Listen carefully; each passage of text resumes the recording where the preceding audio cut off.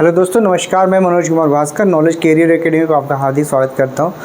दोस्तों, knowledge career academy पे आज हम लोग पढ़ेंगे जो गवर्नर थे, बंगाल के गवर्नर, फिर भारत के गवर्नर जनरल, फिर थे वायसराय, और फिर आप फर्दर इसी तरह क्रम से पढ़ेंगे हम लोग।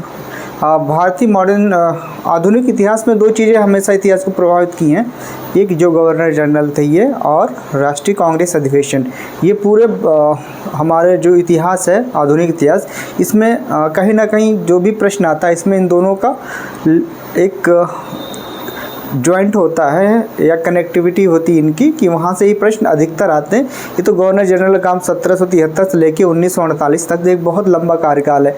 उसी प्रकार से सेम कांग्रेस अधिवेशन भी 1885 से लेकर 1947 तक, ये भी लंबा है।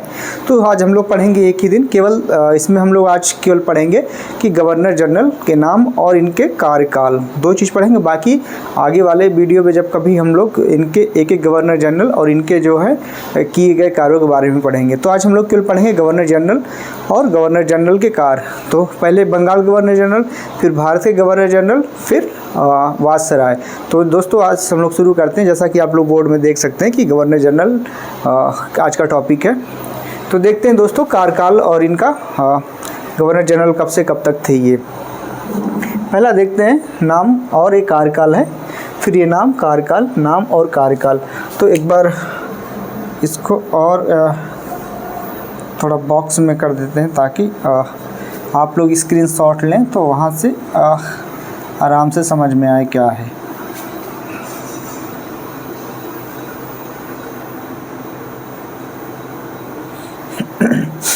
शुरू करते हैं। ये बंगाल के गवर्नर थे वारेन हेस्टिंग्स 1783 से 1784, सर जॉन मैकफर्सन 1784-1785, फिर लॉर्ड कार्नवालिस 1786 से 1793, और फिर सर जॉनसोर 1793 से 1798, लॉर्ड वेलेस्ली 1805 से 1805, फिर जॉर्ज वारलो 1805 से 1807, मिंटो प्रथम 1807 से 1813, लॉर्ड हेस्टिंग्स 1813 से 1823, लॉर्ड एमहर्स्ट 1823 से 1828, लॉर्ड विलियम बेंटिंग। अब यहाँ पे देखिए, ये भारत के बंगाल के आखिरी भारत के पहले गवर्नर जनरल थे। कौन? Lord William Bentinck. Lord William Bentinck ये बंगाल के आखिरी और भारत के पहले गवर्नर जनरल थे। तो यहाँ तक ये बंगाल के गवर्नर जनरल थे, यहाँ से फिर भारत के गवर्नर जनरल हुए। तो लॉर्ड विलियम बेंटिक का कार्यकाल 1828 से लेकर 1835 है।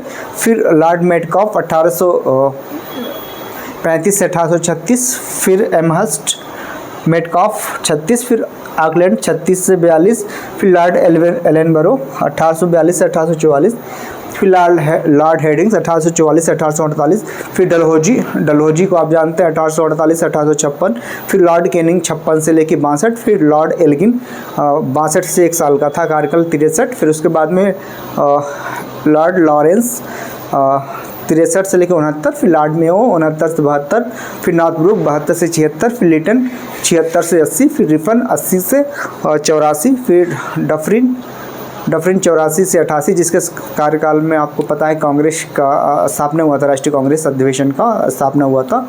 फिर इसके बाद में आप देख सकते हैं